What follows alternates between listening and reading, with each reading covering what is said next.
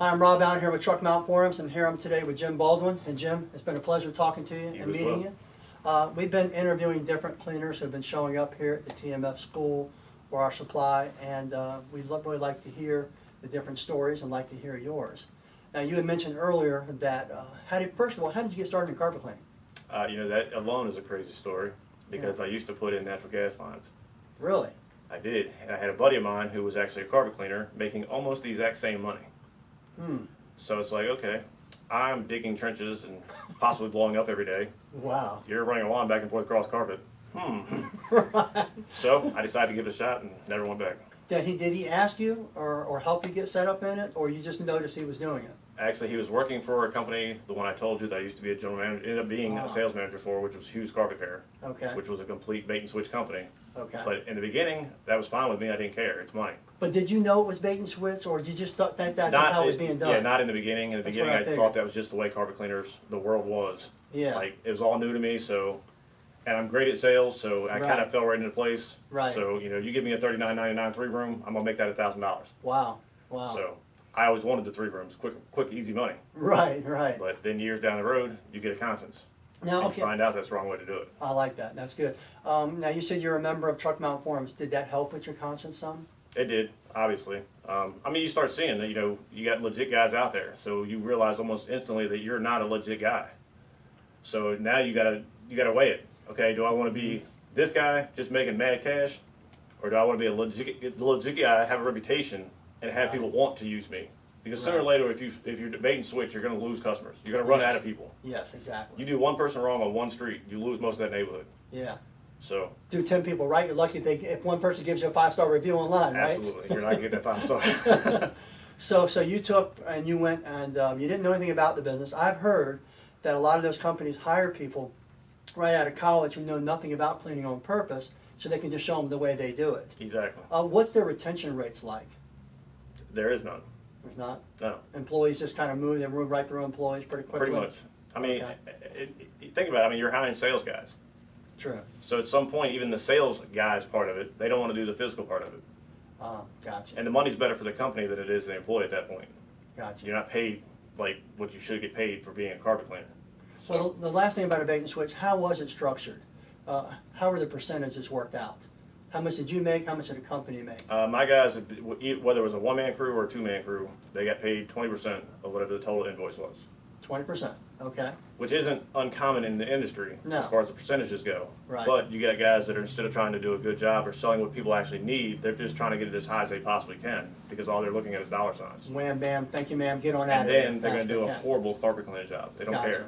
Gotcha. They could care less. Gotcha. So now, after you started reading TMF, or even just recognizing yourself that you weren't really actually doing the absolute best job possible, you started stepping your game up, and then you came here to buy some different tools to really step your game up. That's great. We really appreciate it. I kind of wanted to talk to you about the your forum experience. You had mentioned that you generally don't post, and there was a reason, and some of it had to do with drama. Could you tell me a little bit about that? Yeah, I personally, I like reading the TFM forums. There's a lot of guys on there that know a lot about this industry. I love learning from them. I love hearing from them. But I personally don't have time for all the drama. Yeah.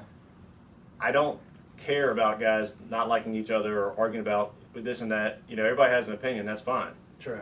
I like the facts. Right. Guys that have first-hand experience, guys that actually know what they're doing. You know, there's some guys that, in my opinion, are too smart to be in this industry. Right, right. But those are the guys I like reading. Right, right. You know, so you can always learn from somebody. Yeah, I got a phone call recently from one of the top people in the industry. I won't mention their name, and he was all mad at me for something. I don't know what it was right offhand, but he said, "You know what your problem is, Rob?" I said, "I'm sure you're going to tell me. What is it?" He said, "You're too big of a fish and too little of a pond." I go like, okay, I guess that's kind of like a backhanded compliment, I guess, you know. So I understand what you're saying. So the way I feel about it is, and I mentioned to other people, was iron sharpens iron.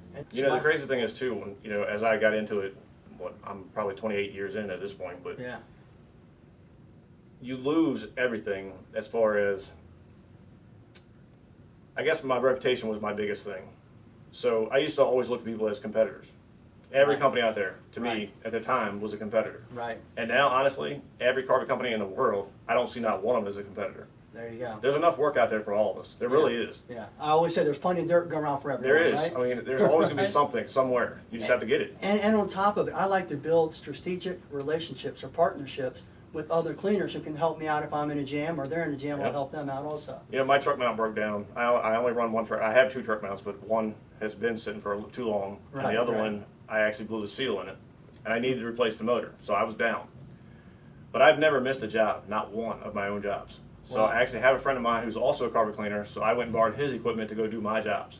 Whoa. So, I mean, See? that's great. Yeah, that Neither is. one of us see each other as competitors. Right. We know there's plenty of work. You know, I don't go after his work, he doesn't go after my work. You know, It's mutual respect. it's respect. That's exactly what It it is. is. And he respects you because you're a professional. Absolutely. And he knows you do things honest and fair, and you recognize Yep. that. But he would help me in a bind. I would definitely help him in a bind. It makes it better. It's better than just straight competing all the time. Right. It's not necessary. Now, one last question I wanted to ask you was, bait and switch is generally done inside of homes. It's all done inside. But yet, you said you're 98% commercial. What made you go commercial over residential? Just consistency. Okay. For years, I ran by myself anyway. Okay. So it's just consistency. But I knew I was going to work that night. It just became very consistent. I got you. So what do you do during the day? Just read the forums? Just kidding. A lot of times, yeah. Right. A lot of times. So you're sharpening, you're honing your skills in the daytime, then That's nighttime correct. you go out and you get it. Absolutely. And I know you said you've got long-term contracts, and that's obviously because of the attitude and the respect that you have for the industry, and also doing honest and sincere work, and so that Yep. way you're going to build and keep that client for long term. And that's really what it's all about. You know, treating people honest and fair. They go tell their neighbors, their friends, absolutely. or their business partners, or other businesses that they You know, know.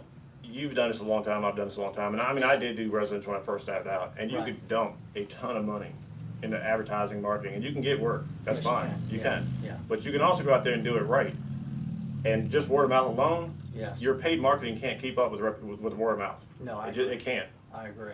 So 100%. Word of mouth is still the absolute best. You think with the advent of the internet, with all these different things that are going on, you would think that word of mouth still isn't one of the premier ways to get and retain clients, but it really truly in my is. opinion, it will always be the best way. Cool, cool, cool. Well, hopefully word of mouth and your reading brought you here. We really Absolutely. appreciate it. Man, it's been a pleasure talking to you. I've enjoyed it. Yeah, the the story's infamous great. Rob Allen, guys. I know a little bit, and I can guess the rest, right? Well, That's right. we really enjoyed this interview with Jim Baldwin. Remember, Jim is mostly a commercial cleaner, whether you're residential or commercial. If you put quality first, you can build lifetime clients. I'm Rob Allen, Truck Mount Performance with Jim. Have yourself a great day.